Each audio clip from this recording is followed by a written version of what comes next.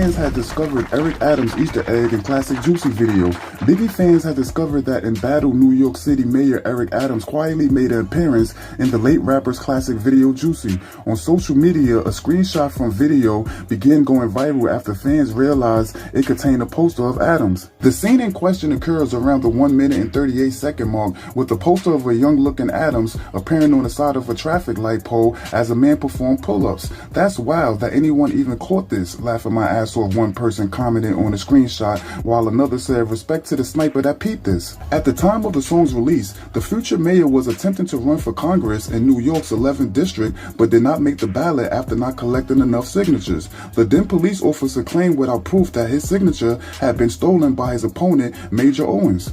There may be a documentary coming on Eric Adams after his arrest for bribery and accepting illegal campaign contributions, mainly from Turkish government officials. Posting a video on Instagram of Adams awarding Diddy the key to New York City last year, an honor that has since been revoked following his sexual assault allegations, 50 Cent made it clear that he wanted to know whether there was more to the story. "This shit is getting crazy out here. Do y'all want a docuseries on Eric Adams? I want to know what's going on out here," he wrote in the caption. 50 had initially reacted to Adams being indicted by uploading a picture of a mayor on Instagram and writing, "Oh shit, what the fuck did you do, Eric? I never saw the active mayor of New York get indicted." The G-Unit boss has been critical of Adams in the past, particularly over proposed policies to give migrants prepaid debit cards. "What the fuck, Mayor Adams called my phone? I don't understand how this works. Somebody explain," he said of the plan earlier this year before expressing support for controversial presidential candidate Donald Trump. "Can't explain this, I'm stuck. Maybe Trump can answer."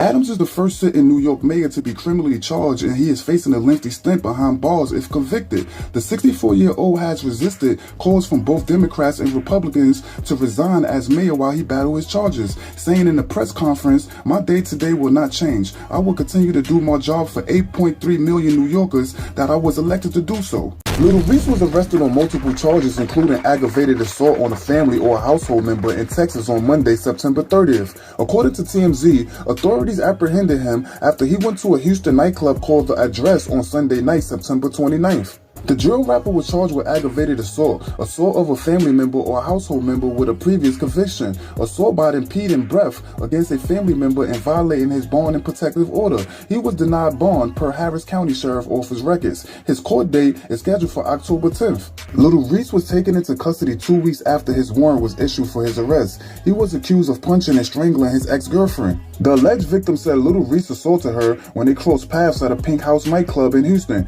The incident occurred a month after their relationship ended. Lil Reese allegedly resorted to violence when the woman rejected his attempts to kiss her. His ex-girlfriend said he punched her in her right cheek and strangled her. Early this year, Lil Reese was arrested for suspicion of sexual assault and rape in Los Angeles. He denied the allegations, and the case was dismissed in August. Let's jump right into our next trending topic, y'all. This one about to get real messy. Another domestic violence. Chris Brown documentary, A History of Violence, to premiere next month. Chris Brown is set to be a subject of a new documentary arriving next month, which will focus on allegations of violence against the superstar singer throughout his career. The Hollywood Reporter announced on Monday, September 30th, that investigations discovered Chris Brown, A History of Violence, will premiere on October 27th, kicking off the network's 3rd annual No Excuse for Abuse campaign.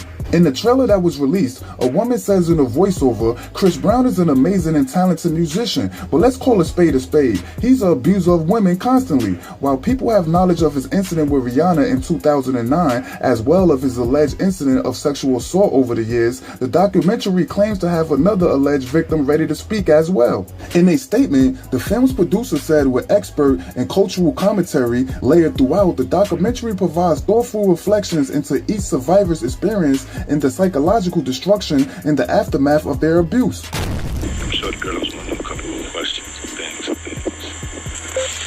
For the young ladies, I mean, what's up, man? You got a girl or what? Nah, I'm keeping my options open, so y'all be checking for me, you know what I'm saying?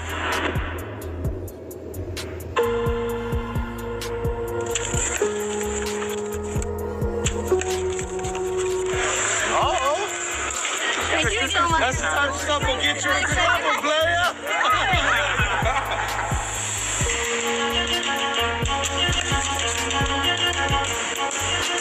Chris Brown is the name. Get used to to that right there. Chris Brown's an amazing and talented musician, but let's call a thing a thing.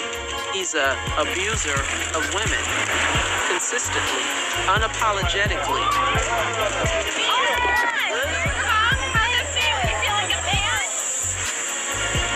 Chris, pull a gun on that girl. When is your hearing for your restraining order? There's a long list of various different women You're pretty upset. Are you sure you don't really follow victims advocates hasn't come talk to you? who've accused Chris Brown of assaulting them. Singer Chris Brown has been detained in an alleged case of rape. He has an audience full of assault deniers.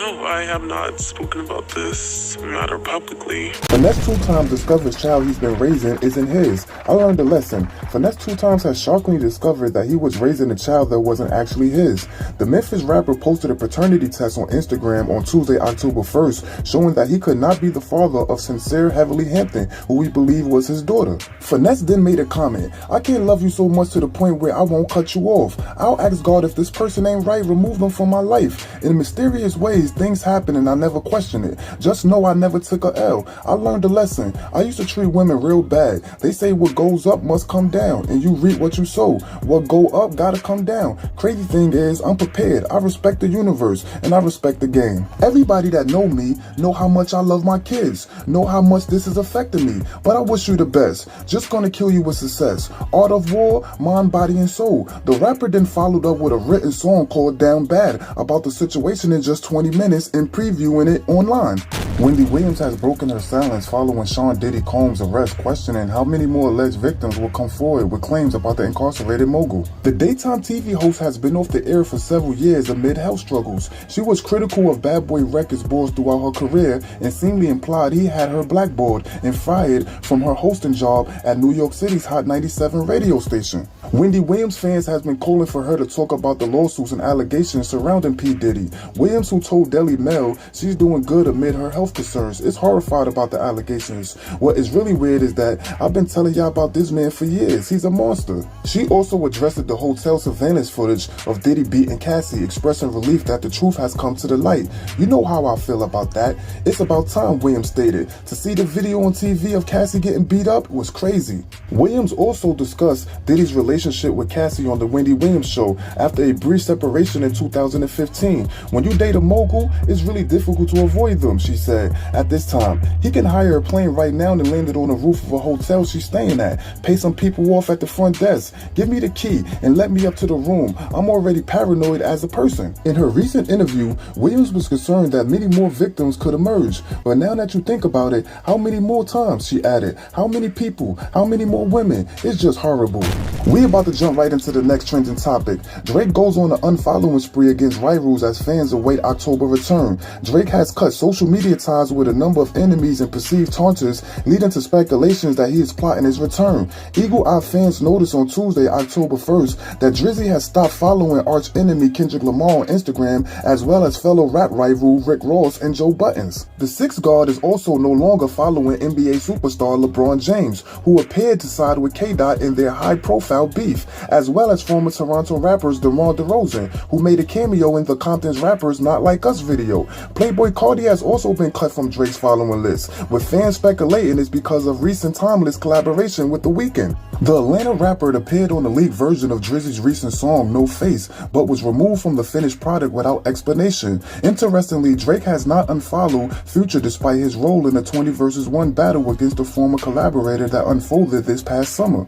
The unfollowing spree comes as fans expect the October's very own hitmaker to stage a major comeback this month after spending much of the year on the back foot to Kendrick Lamar and CO. Drake, who celebrates his birthday on October 24th, may be gearing up to release his Tease joint album with Party Next Door in the coming weeks. Drake announced the project early this year, but future details remain scarce. During one of P&D's shows in Toronto in August, Drizzy surprised fans by coming out and saying, "I know all you girls is outside, and when it gets a little chilly, Party Next Door and Drake album will be right there for you." Despite fans awaiting a new full-length project from Drake, he has been steadily releasing tracks in recent months through his 100 Gig series. 100 Gigs has been a huge content dump of outtakes, behind-the-scene clips, and brand new songs to keep fans busy in the aftermath of the headline-grabbing feud with Kendrick Lamar. We about to jump right into the next trending topic. A former Bad Boy Records bodyguard, Joe Sherman, accused of sexual assaulting a woman with Diddy at his Bad Boy studio in New York in 2001, claims he's being made a scapegoat because he refused to be a witness against the hip-hop mogul. Sherman denies knowing Thalia Grace, who claimed the duo drugged and raped her over 2 decades ago. She also alleged that the assault was filmed and footage was later shot as pornography. In a new interview, Sherman maintained his innocence and insisted he wasn't even in the city at the time of the alleged attack. "I'm not questioning her integrity, I'm just questioning her claims against me," Sherman told News 4 New York. "You got the wrong man. I wasn't even in the same room with you. I have never seen you. I wasn't even in New York that I could recall at the time." Furthermore, Sherman claims he wasn't even employed by Diddy in 2001.